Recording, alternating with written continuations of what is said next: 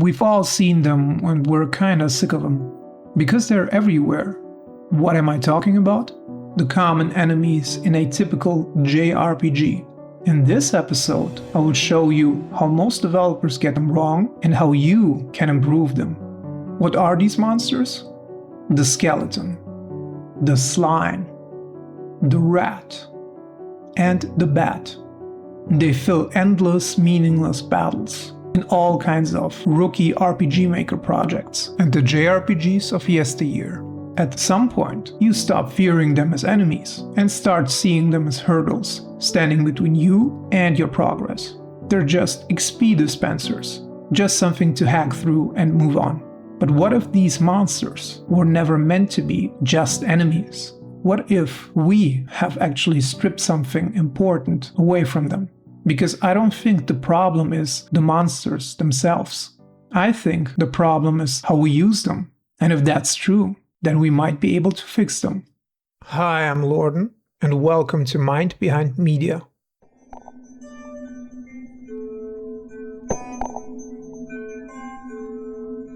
Let's start with the skeleton, because I want to emphasize something important right away.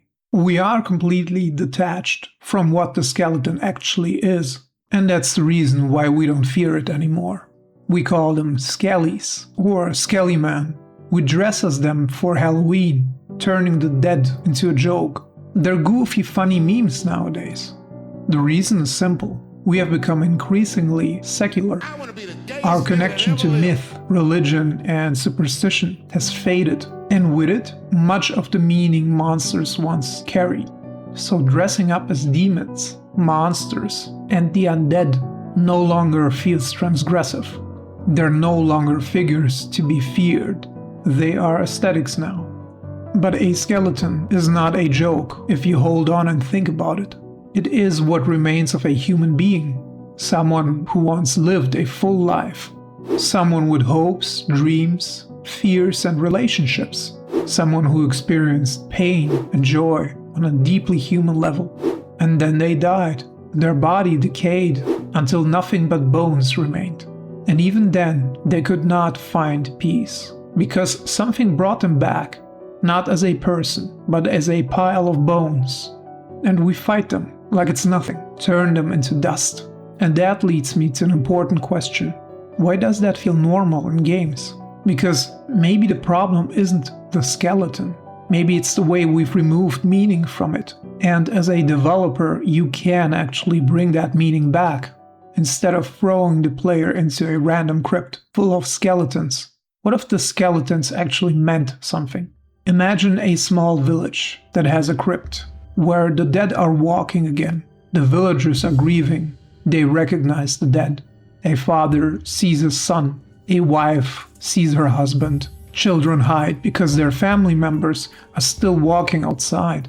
And suddenly, the objective for you as the player changes. You're not there to clear enemies. You're there to help people say goodbye, to end something unnatural, and to restore the peaceful rest of the dead. Maybe there's a necromancer behind it all, stricken by grief or blinded by magic, and the player is faced with a choice. Kill the necromancer or try to break the spell over him. By finishing the quest and expecting a reward, the player would then return into the village and be confronted with the sadness and the grief of the villagers. That way, the player is confronted with the reality of death. See how a small change within the context can bring so much more meaning into a simple quest? I think this is a far cry from the usual silly, goofy sort of skeletons. By just giving these monsters the same respect as you would to the deceased family members you're dealing with, you automatically bring in a new dimension. And the gameplay can reinforce this as well. In Dark Souls, skeletons are not just jokes. They get back up. They punish carelessness. They feel unnatural to fight. And they're very difficult to fight in the beginning. In Darkest Dungeon, undead enemies aren't just obstacles for your heroes. They have roles. They function like an actual combat unit, more like soldiers and less like fodder. So the skeleton stops being just a trash mob enemy and starts being something you take seriously.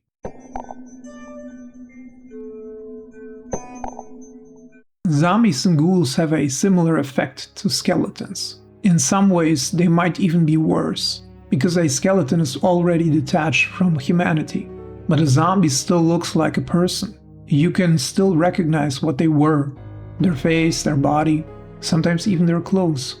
And that makes them uneasy to fight in a different way. But in most RPGs, they are reduced to just another enemy type, something you kill without thinking, something you grind for experience. And that's why zombies should carry something heavier with them: disease, infection, decay. This could be used as a gameplay mechanic, a handicap for a player. Throughout history, disease was one of humanity's greatest fears. Entire cities could be wiped out by a plague. Knowledge was limited and medicine was rare. And once you were infected, survival was never guaranteed. So what if your RPG reflected that? Instead of zombies just dealing damage, a bite could have a percentage chance of infecting you.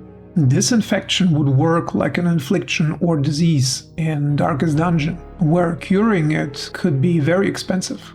And suddenly, every encounter changes. You're not just thinking about winning the fight, you're thinking about what happens after. Do you risk getting into a fight with the undead? Do you retreat? Do you push forward anyways? This way, the zombie is not scary because it hits hard. It's scary because fighting it has consequences.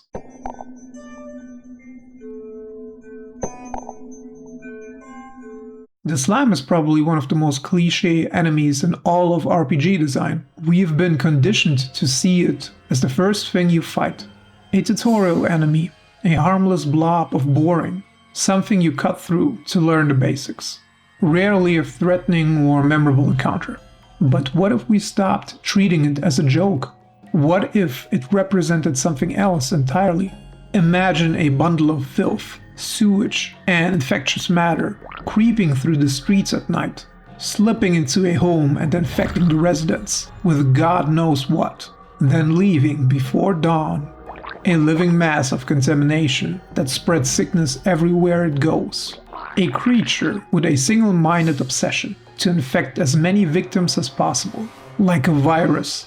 Now it's not just a friendly little blue ball of happiness like in Dragon Quest. Now it's a truly terrifying monster, a threat to entire settlements. And gameplay can reinforce that idea.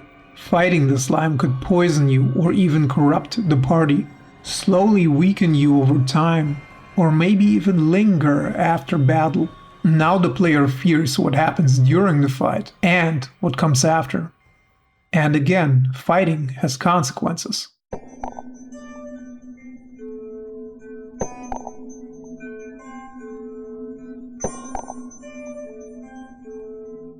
The rat is another classic early game enemy, and mechanically it makes sense. It should be weak. It should die quickly with 1 or 2 hits. But that doesn't mean it should be harmless, because real rats were never harmless. They carried pestilence, they destroyed food supplies, they can easily chew through bone. So a giant rat shouldn't just be a nuisance, but a risk. A bite could infect a player character with a disease that goes bone deep. Maybe not immediately lethal, but something that lingers and that is not easily cured. Something that forces decisions later. Do you use expensive medicine? Do you keep exploring while sick? Or do you retreat to get to a healer and lose progress? Rats are social creatures, so they should also attack in groups, making them even more dangerous and stressful to fight.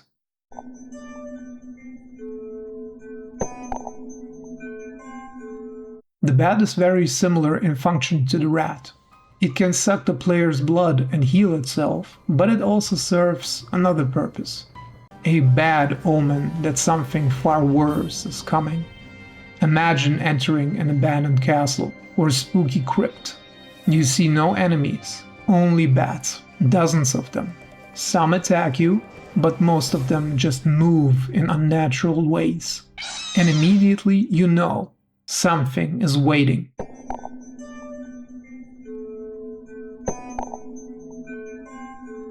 The vampire is one of the most overused and overexposed monsters in fiction. They have become elegant, romantic, stylish, sometimes even desirable, but they used to represent something far more frightening: disease, death, and terrible loss. And in games like Baldur's Gate 2, that idea is still present. Vampires don't just deal damage, they drain you, and in doing so, weaken you. You have to go to a priest to get rid of that condition, or use a restoration spell, which tires your character. They change your character in ways that persists beyond the fight. You don't want to fight a vampire, because even if you win, it still costs you too much.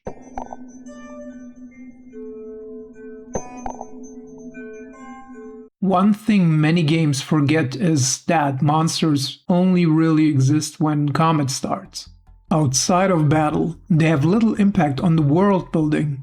They don't behave like living things, they're just encounters, waiting to happen. And that's a huge missed opportunity, because some of the most memorable monsters in fiction don't become scary during combat. They become terrifying before combat even begins. The trolls in the manga Berserk are a great example of this. Monsters aren't just dangerous because they are strong. They're dangerous because we see how they live in the world, how they hunt, how they feed, how they mate, how they treat humans when no one is there to stop them. That kind of context creates fear long before any fight happens. Games can do the same thing, show the aftermath of a slime infection, half-dissolved remains in the sewer system, contaminated water supplies, entire districts falling ill, show what a vampire leaves behind after feeding, drained corpses in dark street alleys. Heroes that try to hunt down the vampire are sick now from an incurable disease. Show skeletons not just as enemies, but as something that still carries echoes of life, something that moves without purpose, trying to remember who they were and trying to fulfill an unfinished task or duty. These moments create meaning, and meaning creates atmosphere.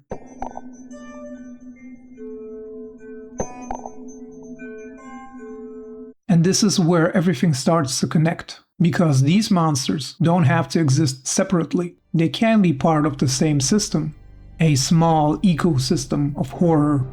The vampire feeds first. It drains the life from its victims, leaving behind empty corpses. Those corpses are thrown away into sewers or caves, or forgotten in places beneath the cities. And there the slimes take over. They consume what remains until only bones are left. And those bones don't stay silent forever, because something else intervenes. A necromancer who raised them for reasons that I leave to your imagination. It's up to the story you are trying to tell. What matters is the structure. Each monster feeds into the next. Each one is part of the same system. And suddenly, skeletons are not random enemies anymore. Slimes are not tutorial blobs anymore. Vampires are not isolated bosses anymore.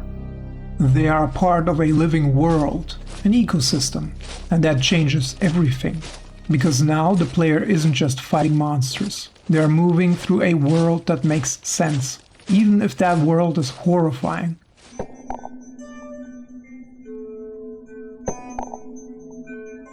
And I think that's really the key point here. You don't need to remove cliches by replacing them, nor do you need to reinvent every monster from scratch. Instead, give them more meaning, connect them to the world they exist in, let them affect the lives of people, and let fighting them have severe consequences. Mechanical, narrative, emotional consequences. Because once you do that, a skeleton stops being a joke, a slime stops being a tutorial enemy, and a rat stops being background noise. They become something else. They become part of a world that feels real, and more importantly, they become something the player remembers. That's it for today's episode.